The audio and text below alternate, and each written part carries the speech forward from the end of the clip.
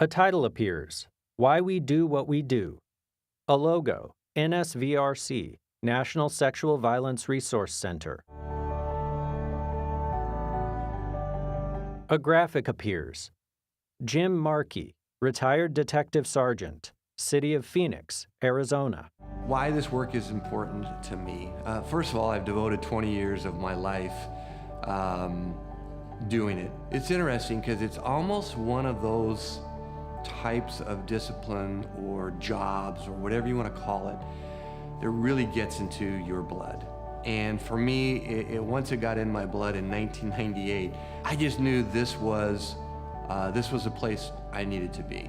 And I knew that I felt like I could accomplish good things for our community in the area of sexual violence. And that's really what drove me.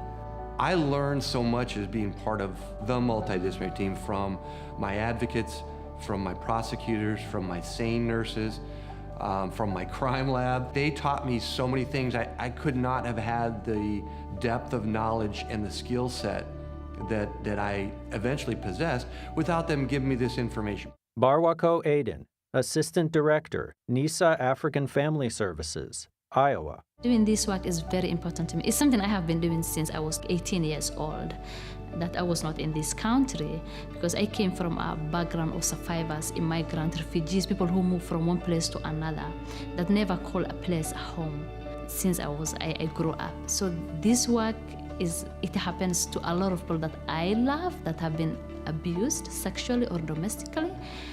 So for me to work is something I love to do and support and help my community who cannot say what they want or voice their ideas because they don't speak English, which is our third language, and they're in a country that they know nothing about it. They're a country that they're underserved, marginalized, people don't understand them.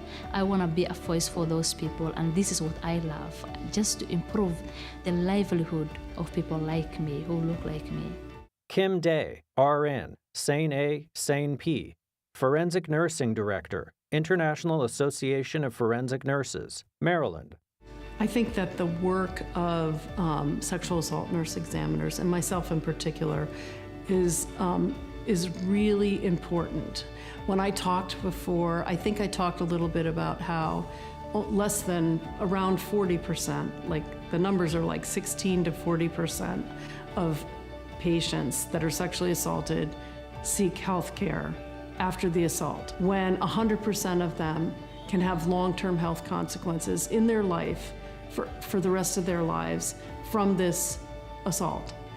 And to me, that means that we're failing as healthcare providers to get people the care they need. And that breaks my heart. It breaks my heart. Jessica Mindlin, National Director of Training and Technical Assistance, Victim Rights Law Center, Oregon. It's an amazing privilege to do this work. I can say that I admire each and every survivor that has ever trusted me enough to share their experience. And it's humbling, and I take that responsibility and that trust and feel 1,000% that I have to treasure it, respect it. Paul Schnell, Chief of Police, Maplewood, Minnesota. When I look back and think about all the things I was involved in, some of the outcomes that working together with our partners, and even in cases where there wasn't a prosecution, but where our response ultimately aided in providing a sense of stability, some peace, some safety. To me, there are a few things I'm more proud of in my career, and that's why this is so important.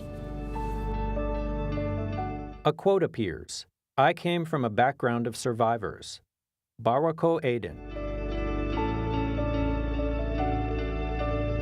Find out more at www.nsvrc.org/SART Toolkit.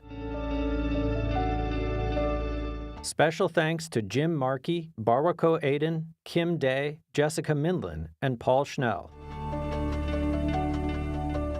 Copyright National Sexual Violence Resource Center 2018. All rights reserved. This video was produced by Dash and Thompson under grant number 2015 VFGX-K003, awarded by the Office for Victims of Crime, Office of Justice Programs, U.S. Department of Justice. The opinions, findings, and conclusions or recommendations expressed in this video are those of the contributors and do not necessarily represent the official position or policies of the U.S. Department of Justice.